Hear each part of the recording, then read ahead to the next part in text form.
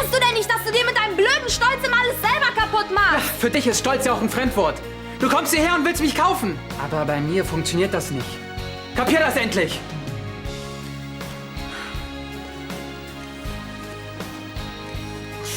Liebe Zuschauer, auf diesem märchenhaften Schloss spielt sich zurzeit eine menschliche Tragödie ab.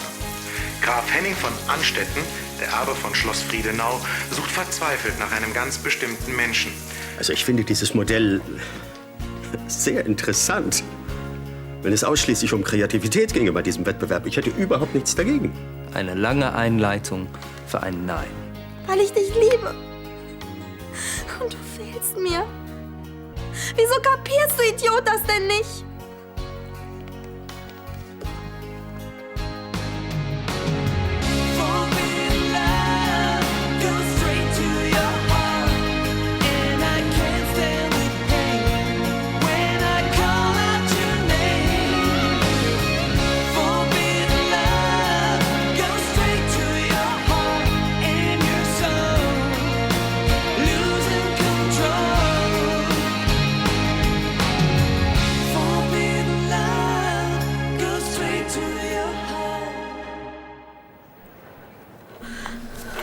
Kathi, warte. Kathi, Was? warum hast du mir schon... Verdammt. Vergiss einfach alles, was ich eben gesagt habe. Ich liebe dich doch auch. Wirklich?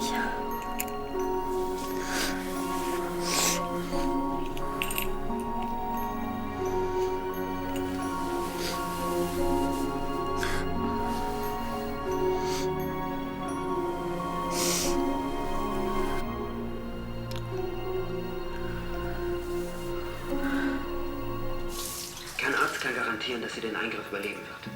Dazu ist der Tumor einfach schon zu groß. Die Begegnung wäre also eine Art Abschied. Ja. Bitte helfen Sie uns, Isabel diesen Wunsch zu ermöglichen. Melden Sie sich beim Sender, wenn Sie Caroline Mohr sehen. Caroline, falls du das jetzt sehen solltest, ruf mich bitte sofort an. Isabel wird künstlich beatmet. Wir können also nur hoffen, dass Professor Snipes rechtzeitig in Düsseldorf eintrifft. Die Nummer, unter der Sie sich melden können, wird noch... Rezeption? Ja, hallo, Mohr hier. Ich muss sofort nach Düsseldorf. Wann geht denn die nächste Maschine? Oh, morgen erst. Das ist viel zu spät. Wie schnell können Sie mir denn einen Mietwagen besorgen?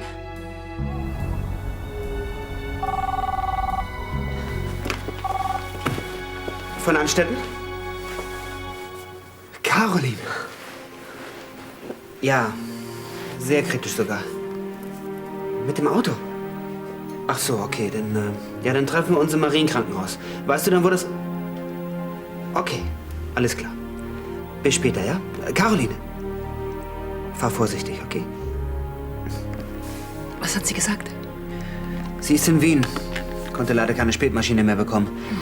Jetzt hat sie sich einen Mietwagen genommen. Oh, das kann dauern. Wir müssen Isabel sagen, dass Caroline unterwegs ist. Vielleicht hilft das ja. Du hast recht. Wir müssen sofort losfahren. Grüßt Isabel. Wir wünschen ihr alles Gute. Ja. Ich hoffe nur, dass Caroline hier ist, bevor die Operation beginnt. Das wünsche ich dir auch. Und du willst sie wirklich? Ja, natürlich will ich sie wiedersehen. Alleine schon, um mich zu entschuldigen. Ich hätte Caroline glauben müssen, dass sie eine kranke Schwester hat und nur deshalb an den Bildern interessiert ist. Also, du rettest Isabel und damit deine Beziehung zu Caroline. Caroline und ich haben, glaube ich, keine große Chance mehr. Hey, bestimmt. Wenn sie erst mal hier ist. Dann sehen wir erst mal weiter. Bis dahin müssen wir uns um Isabel kümmern.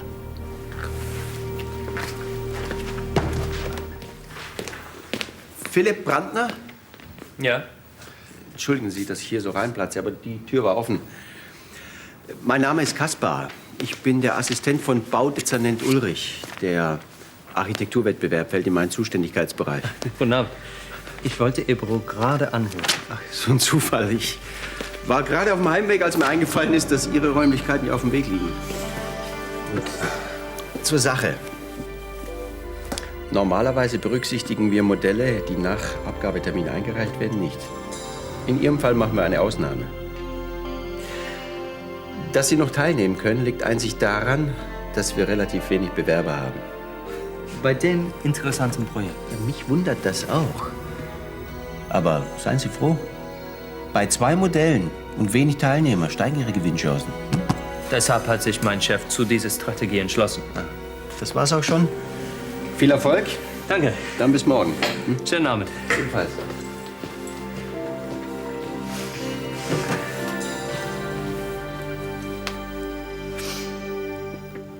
Oui.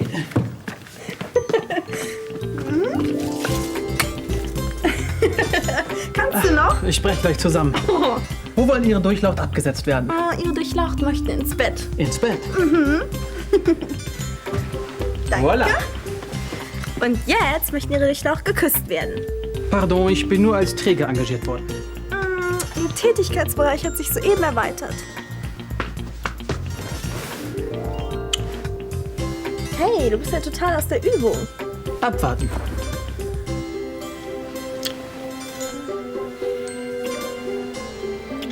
Hoffentlich kannst du alles noch so gut wie das Küssen. Probier's aus.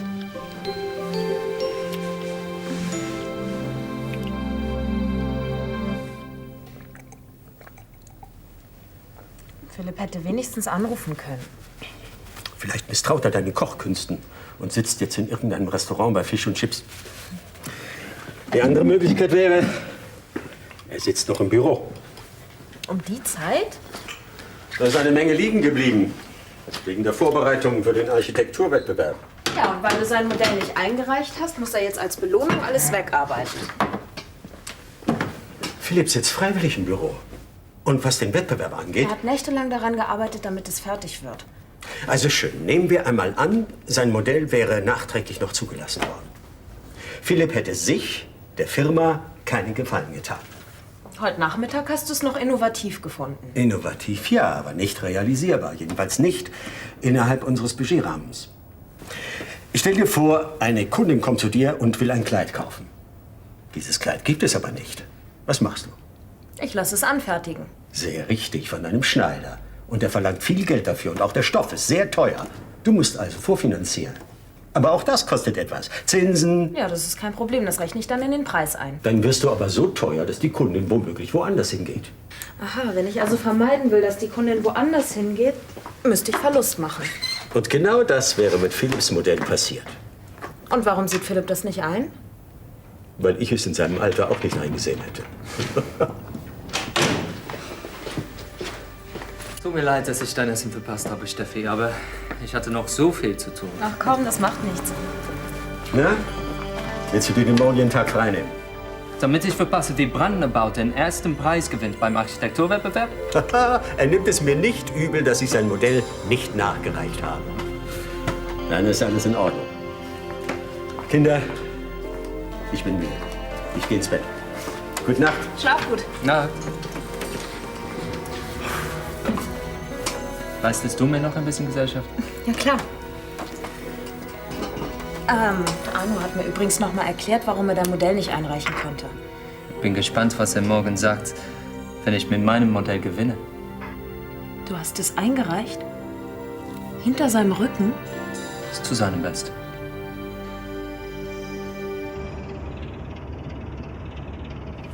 Wir nehmen OP1 und sagen Sie dem Anästhesisten Bescheid. Mein amerikanischer Kollege ist eingetroffen. Er macht sich gerade mit den neuesten Entwicklungen des Falls vertraut. Sehr gut, Dr. Schurig. Wie schätzen Sie Frau Moors Chancen ein? Wenn es keine Komplikationen gibt, gut. Und wie lange dauert die Operation? 5 bis 6 Stunden.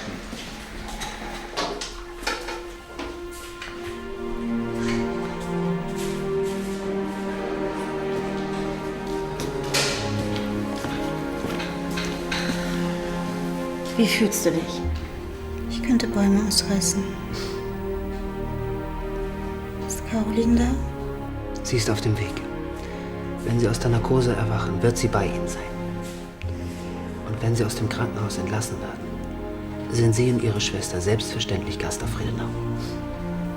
Danke für Ihre Einladung. Und für alles andere.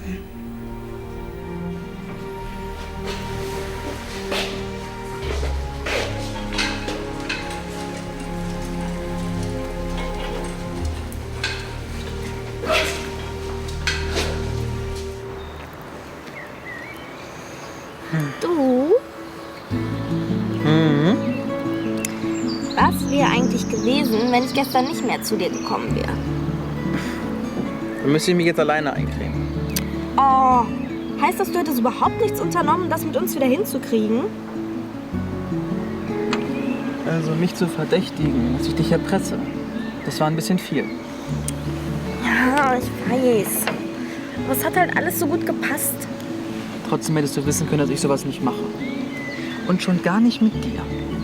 Wieso denn nicht? Das weißt du ganz genau. Ich würde es aber gerne hören.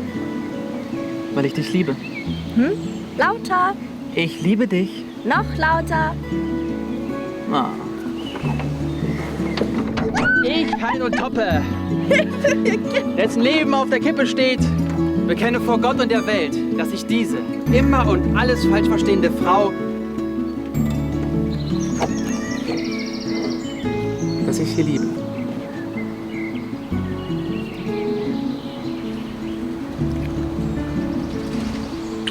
Bin ich wirklich so schrecklich? Schrecklicher. Dann müssen wir uns wohl irgendwas einfallen lassen, damit diese Missverständnisse nicht mehr entstehen können. Keine Lügen und keine Geheimnisse mehr.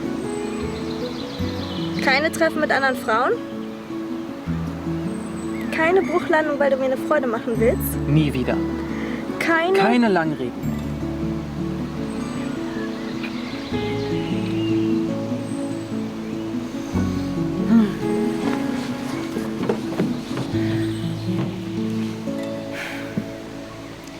Du?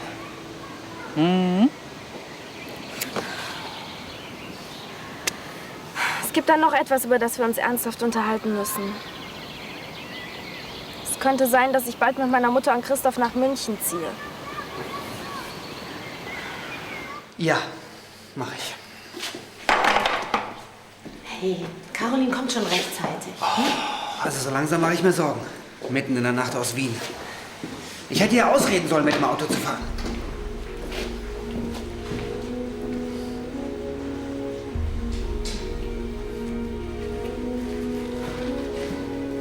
Hi. Hi. Wie geht es ihr? Sie wird gerade operiert. Schon lange? Seit 3 Stunden.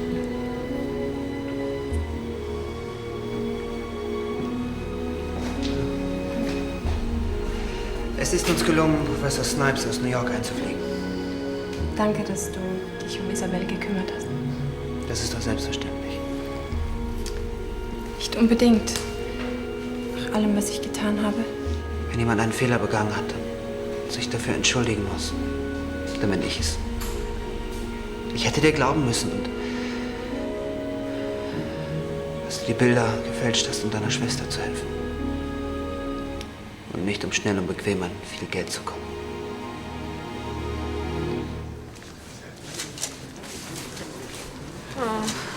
Wie konnte ich mich bloß dazu überreden lassen, mitzukommen? Wahrscheinlich genießt du es, mit 2 unwiderstehlichen Männern gesehen zu werden. Wen meinst du? Schönere Exemplare als uns beide sehe ich zwar nicht, aber dafür jede Menge genialer Architekten. Die haben keine Chance gegen dich. Philipp, seine Konkurrenz muss man ernst nehmen. Ja, aber nicht überbewerten. Wir gewinnen. So einfach ist das. Oh. Ja, richtig. Ich wollte dir noch was sagen. Die Mitarbeiter vom Brandner Bau wünschen dir viel Glück. Danke. Ihr entschuldigt mich, ein alter Bekannter. Jetzt sag's ihm endlich. Du siehst doch, er unterhält sich gerade. Mach doch, was du willst. Aber wundere dich nicht, wenn es nachher Ärger gibt, ja? Na nu, was ist los mit ihr? Sie hat endlich einen gut aussehenden Mann gesehen. Oh, Philipp, du enttäuscht mich. Soll ich dir was zu trinken mitbringen? Ein Mineralwasser, bitte. Her. Hallo, Herr Brandner. Guten Tag. Kaspar, das ist ja nett. Wie geht's der Familie? Mein Ältester macht gerade den Führerschein und ich habe Angst um mein Auto. Verstehe ich gut. Apropos Familie. Brandner Bau entwickelt sich ja zu einem Familienunternehmen. Ja, mein Cousin Philipp, der arbeitet jetzt für die Firma. Erst gestern war ich in Ihrem neuen Büro wegen dem nachgereichten Modell. Wie bitte? Ganz schön clever, gleich mit 2 Entwürfen ins Rennen zu gehen. Das hat doch seine Richtigkeit. Ich hätte Isabel sagen sollen, wie sie mich erreichen kann. Woher solltest du denn wissen, dass sich ihr Zustand so schnell verschlechtert? Mein Vater hat ein Zimmer für dich auf Friedenau herrichten lassen. Wenn du dich ausruhen möchtest, dann bleibe ich hier. Danke, aber nochmal lasse ich Isabel nicht im Stich. Das Geld für die Operation bekommst du natürlich so schnell wie möglich zurück. Ach, mach dir darüber keine Gedanken. Herr Doktor, wie sieht es aus? Kommt sie durch? Die Operation ist noch nicht vorbei, aber bisher verläuft alles ohne Komplikationen. Professor Snipes ist sehr optimistisch. Hast du gehört? Ja. Sie schafft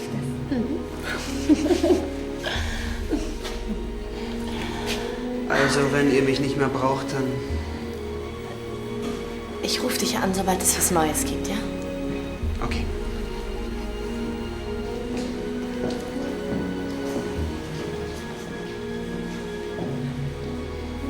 Warum hast du nicht gesagt, dass er hier bleiben soll? Das mit uns beiden wird ohnehin nichts mehr. Unsinn. Henning hat die ganze Zeit gehofft, dass du zurückkommst. Er hat mir vor meiner Abreise deutlich klar gemacht, dass er nichts mehr mit mir zu tun haben will. Aber er hilft Isabel und dir. Warum wohl? Ich will mir keine falschen Hoffnungen machen.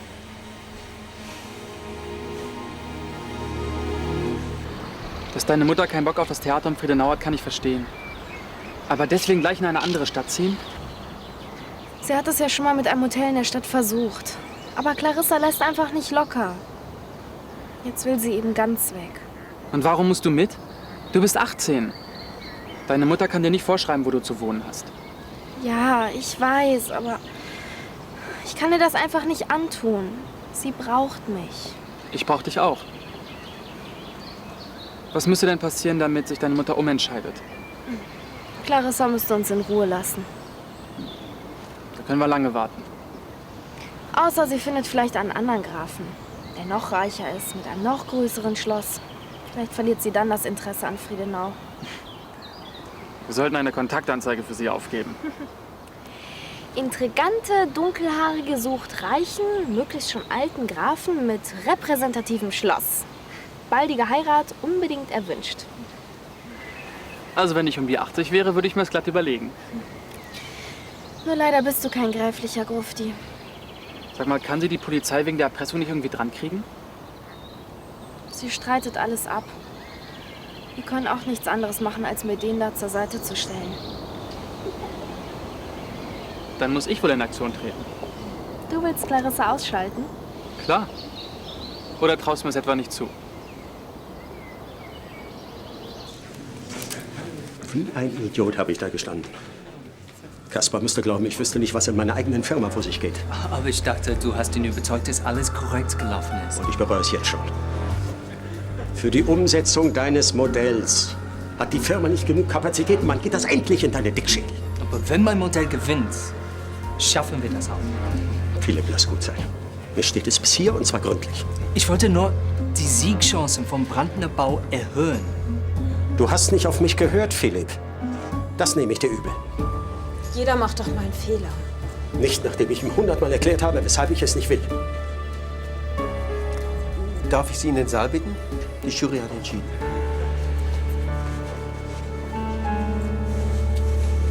Ich hab dir doch gesagt, dass es Ärger gibt.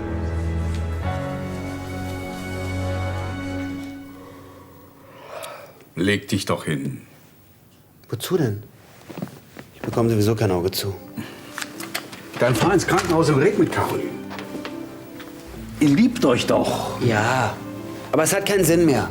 Was hast du erwartet? Du hast die Beziehung beendet. Woher soll sie denn wissen, dass du immer noch was für sie empfindest? Woher soll ich wissen, dass sie was für mich empfindet? Ach, macht's doch nicht immer so kompliziert. Was sitzt du hier noch rum? Also so langsam wird mir dein Einsatz für Caroline unheimlich. Gut. Eine Frau ohne kriminelle Vergangenheit wäre mir als Schwiegertochter lieber gewesen. Aber wenn du sie liebst... Nein. Caroline sorgt sich um Isabel. Glaubst du wirklich, das ist der richtige Zeitpunkt für eine Liebeserklärung? Dafür ist immer der richtige Zeitpunkt.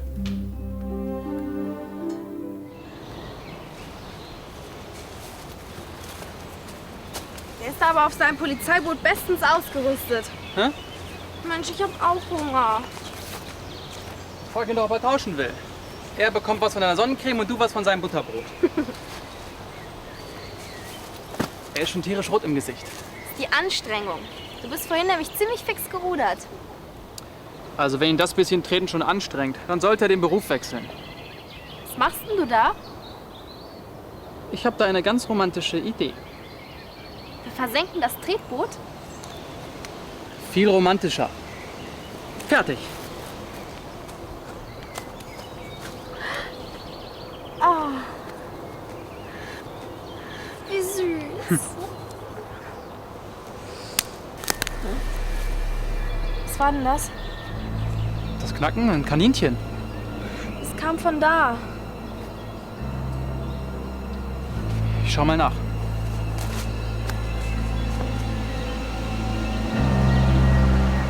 Hier ist nichts.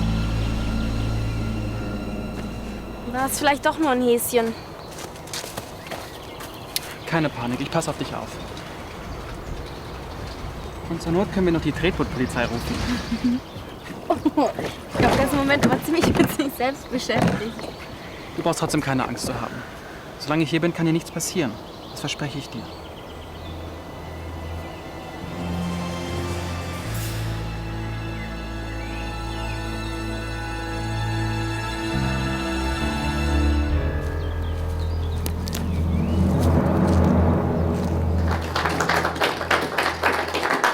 So viel zu den Projekten, die zurzeit im Bau sind. Kommen wir nun zur Abteilung Zukunft. Einer schönen Zukunft, wie ich nach eingehendem Studium der Modelle... So langsam könnte er echt mal zum Punkt kommen. Immer lächeln, Steffi. Lächeln. Dann will ich Sie nicht länger auf die Folter spannen. Das Siegermodell kommt von der Firma Brandner Bau.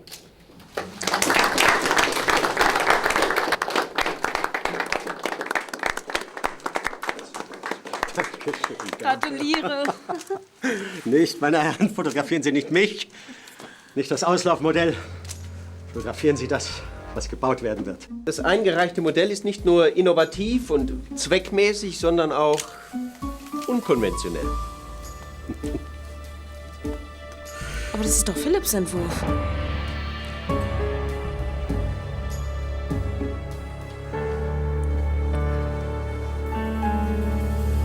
Immer noch der Entwurf vom Brandner Bau. Wenn du willst.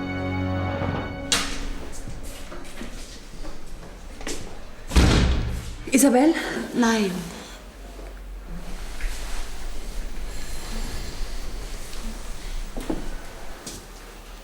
Es kann so nicht weitergehen. Ich wollte mir sowieso gerade einen Kaffee holen.